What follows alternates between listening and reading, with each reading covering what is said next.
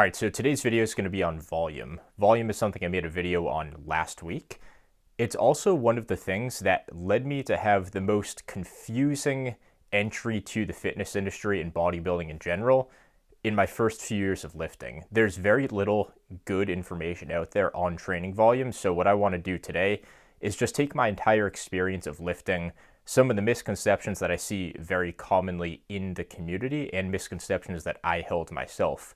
If I've learned one thing since starting my channel, it's that a lot of the issues and the misconceptions and the training mistakes I've made aren't just exclusive to me, even though I thought they were. When I talk about these same problems that I faced in my training, a lot of people relate to them, and I think that's why the channel's gotten more traction than I thought I ever would get on here. It's funny to see how many people relate to me on here and how many people went through the same struggles. So with that said, volume is one of the most confusing things, especially for a new lifter. I totally get that and I empathize with that. I'm not somebody that just has this set amount of volume and I tell you to do that and then I just say, don't think about it, just do this. As you guys know, I like to promote critical thinking and experimentation in your lifting on this channel. So the structure of today's video is going to be a bit different. I have 4 volume myths written down, either myths that I fell for myself that hopefully other people relate to, or just mistakes that I see oftentimes in the community. Not necessarily mistakes, but misconceptions, I guess is a better term for that. With that said, throughout this video, I do tend to ramble, so I'll hopefully cover more things than just these 4 myths. So let's get into the first one.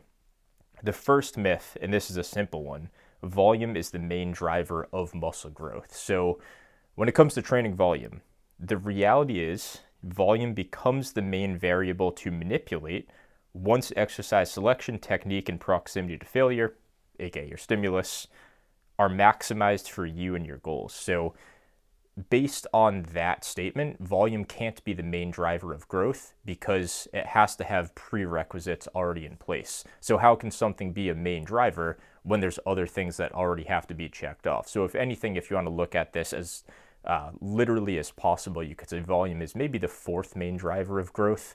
You could probably find a few more things to slide above volume, but just to put things in perspective, and I don't want to be too surgical with training volume and just this list in general, but when it comes to training volume, of course, your exercise selection, your technique, and your proximity to failure is actually what drives your growth.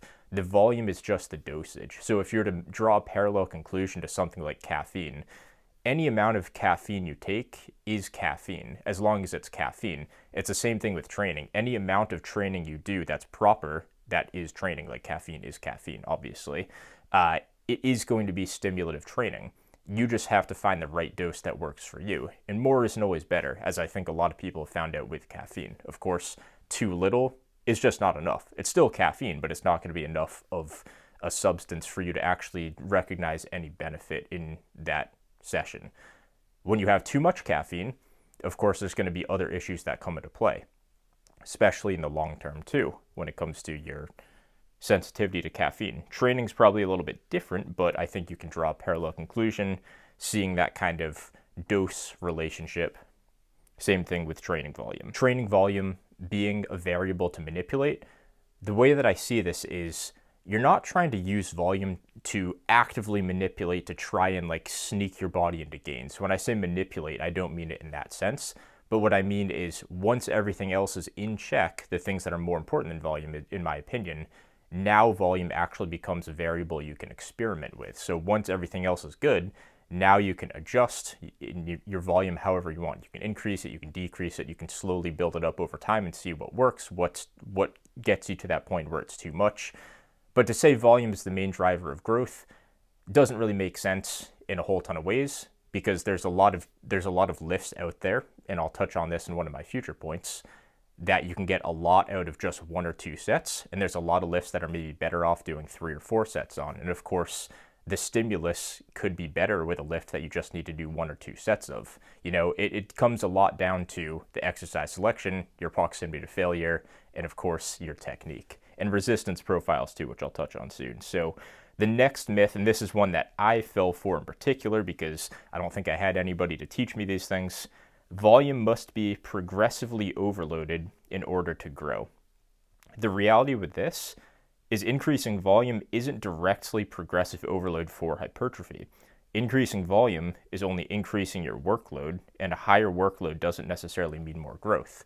So when it comes to progressing in volume and slowly adding volume, we like to look at this as progressive overload. And while technically it is a variation of progressive overload, this is something that you are manually doing and it doesn't guarantee anything.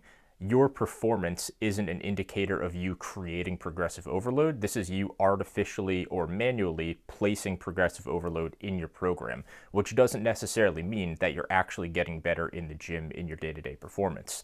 If you're progressively overloading in something like reps, especially where your proximity to failure remains consistent, that's true progressive overload that you're causing, and that's actually useful for hypertrophy. An example on this is something I talked about a few months ago in a similar example.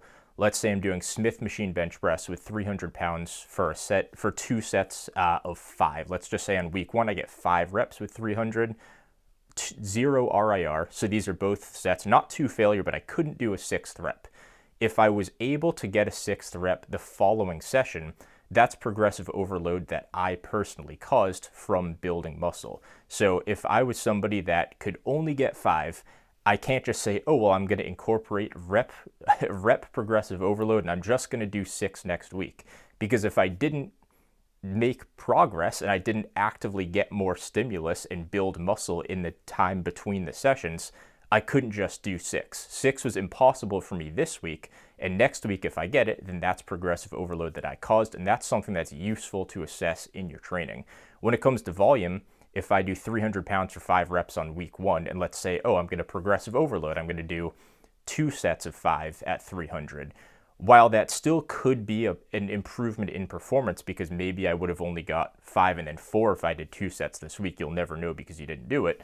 That doesn't guarantee anything because you didn't actively make that performance increase happen. You just put it in there so it's more work. And more work doesn't necessarily mean more growth. It can, but it doesn't always guarantee it. So this isn't the most valuable way to look at progressive overload, in my opinion. That's an artificial version of progressive overload, and while it's still useful, the progressive overload that we're looking for in hypertrophy is what do you cause in your training. So something like being able to add weight when you couldn't do that weight before, being able to add a rep or 2 when you couldn't do those reps before. Stuff like that you cause is the most important thing for hypertrophy. The next myth I have here, the more volume you do, the more fatigue you accumulate, so low volume is best. And this is a pretty big myth, specifically these days. This didn't really exist when I was a little bit younger, but I can see now that I have more time in the industry, that pendulum going back and forth.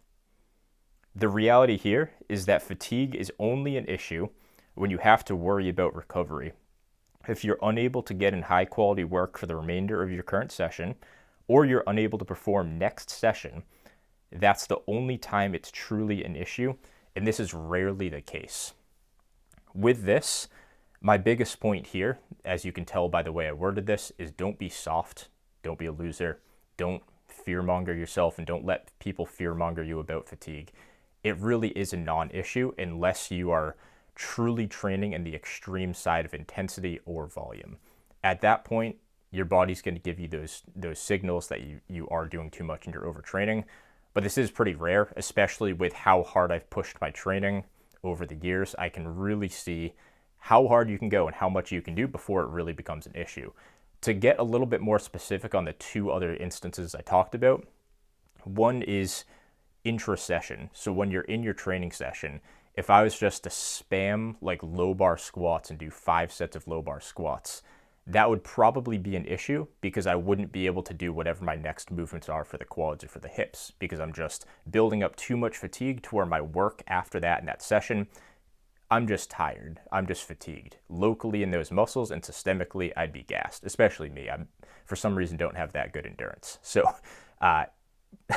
not so much about myself. Let's make this back about everybody else now. So even if I was just doing low bar squats and then say bicep curls, if I just added biceps to my leg days, that still probably wouldn't be the best idea because if I'm so tired and so exhausted from 5 sets, I probably could have done less volume on low bar squats. Now I'm not as fatigued physically, aka systemically, and mentally for my bicep training. And then I'm probably not as physically, mentally, and locally in the actual muscles, fatigued for those same muscles exercises later in the session. So if I was to do something like a pendulum squat, hack squat, leg extension, it probably wouldn't be the highest quality volume for those three reasons listed. Another thing to keep in mind isn't just in that session, but also your next session. I would personally argue this is the lesser thing to worry about because training with lower frequency is actually okay. It's not the end of the world. And if you're somebody that can handle an all-out session where you're going hard, keeping your intensity, aka your proximity to failure, high, and your volume is moderate to high anyways, it's okay to train a muscle once every 5 days. Once a week, I'd argue probably isn't the best, but it can certainly work. But if you need to take an extra day of recovery, that's fine. Don't let the high frequency people fearmonger you into only sticking with super high frequency and trying to cram everything into this tiny little compact week. I'm personally a fan of higher frequency training, more specifically moderate frequency. I'd say 2 or 3 times is the sweet spot. But if you find that you're unable to recover in that amount of time, just try a lower frequency. It just might be the better setup for you personally, and that's totally fine.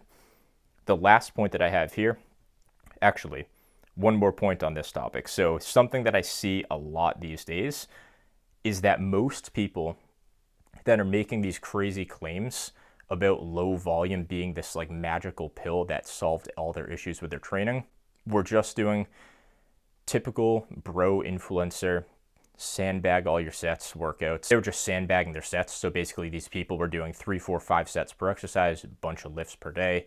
And with that, they decrease their volume, and it's all psychological. So in their head, they say, okay, this is less daunting. And they don't even know this, but psychologically, subconsciously, I'd argue in most cases, especially when you don't really think critically about your training, it's less daunting to do fewer sets. So if you're feeling anxious and worried about doing 5 sets for an exercise going into it, subconsciously you're going to hold back so you know you can get through all 5 sets. And that would make your first couple sets a little bit less stimulative, obviously because you're not going as hard. And with this, of course, it's still like a moderately challenging set, so you're building up some fatigue, and that way by the time you actually do go all out on your 4th or 5th set, it's like this happy medium of, yeah, you're going hard, and yeah, you've done some work before, but you're not fresh enough for it to be truly stimulative, but you're not fatigued enough to have gotten enough stimulus from the first few sets. And it's this weird gray area, and this is where a lot of people plateau. So when you take people like this and they switch to a program with lower volume, psychologically, they can go all out on that first or second set. They go hard, and they're not in that semi-fatigued gray area state, and it actually works for them. There's nothing special about low volume. The only time low volume can be special, in my opinion, is if you're somebody that was that person I was talking about, where psychologically you're freaking yourself out a little bit of that higher volume, you're holding back in some way physically, whether you're aware of it or not, and that way low volume might actually be the trick you need to teach you how to train hard. And even then, while it might work temporarily, I'd probably recommend increasing your volume slowly but surely to see if you can reap some more gains. And that's just my 2 cents, kind of my 2 thoughts on the matter. So when it comes to the final point that I have, this is a very common one, and this has been around for a long time too, the prescription of 10 to 20 sets per week. So let's go into this one. The reality is that this range is incredibly loose. Your volume requirements will come down to your exercise selection for the most part. Notice how this is not an individual thing. Exercise selection is something that will affect everybody. Most notably, the proximity to muscular failure and the resistance profile of that lift. And of course, there are individual differences based on genetics, work ethic, and your level of training advancement. So in this one, I don't think it's super individual. A lot of people say that you have to find what's best for you. And while I do think there's some truth to that, I don't think the genetics between every lifter are going to be that vastly different. I think they will be relatively similar for most people, with of course some form of genetic changes. I would say when it comes to exercise selection, of course, how much stimulus you get from that lift will determine how much volume you need to do with that lift. So for something like, let's say a Smith machine JM press, where you get a crazy stretch and you can train incredibly hard on a very stable movement, and it's length and biased, so most of the resistance is in the stretch position, that's a lift where you probably just need less volume. So let's say hypothetically, in my training week and in my program, I'm only doing Smith JM press. I could probably grow my triceps on 3 sets a week, even as someone that's been lifting for 7+ years. If I was to do 1 set on Monday, 1 set on Wednesday, 1 set on Friday, and train them as hard as I possibly could, I'm pretty sure my triceps would actually grow from that. If I was to do, say, tricep pushdowns and I'm standing farther away from the cable origin, so it's short and biased, and I was to do that same protocol, 1 all-out set 3 times a week, that volume, I don't think my triceps would actually grow on. So when it comes to your exercise selection, of course, a lot of it's going to have to do with how close you can train that muscle to true muscular failure.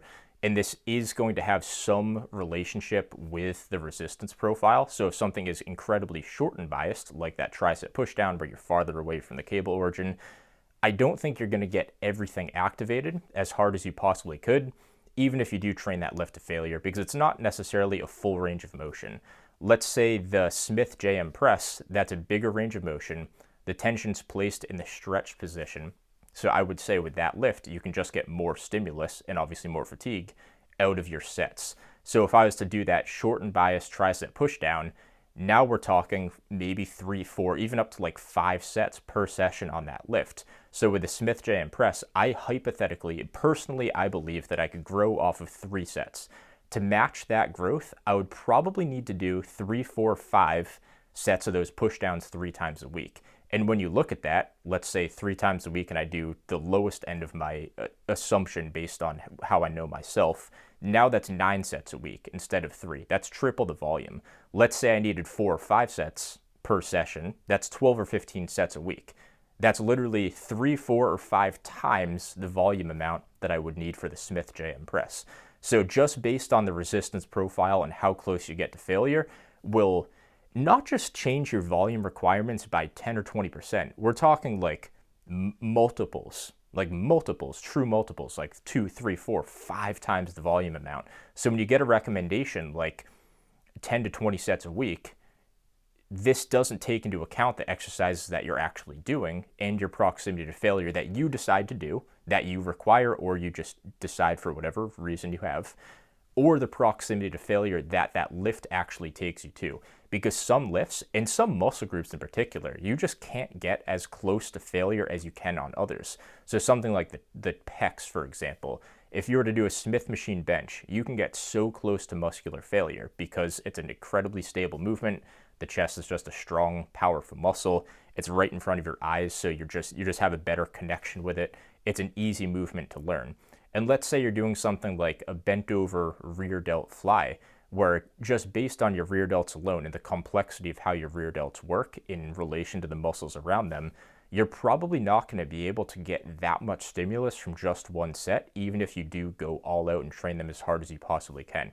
The rear delts just aren't as powerful as a muscle in isolation as something like the pecs.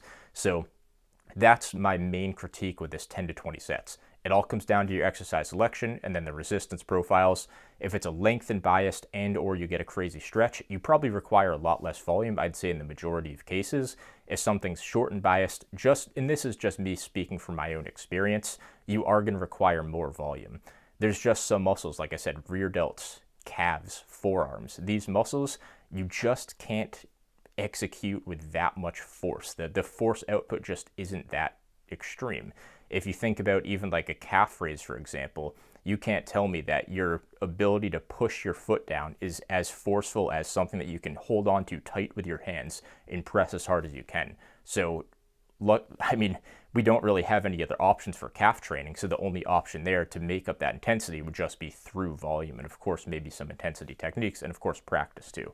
But with that said, that's all I got for today. If you have any questions on this, I'll probably make more volume, like myth busting videos like this if you guys did like it. So let me know. I'll see you guys in the next one.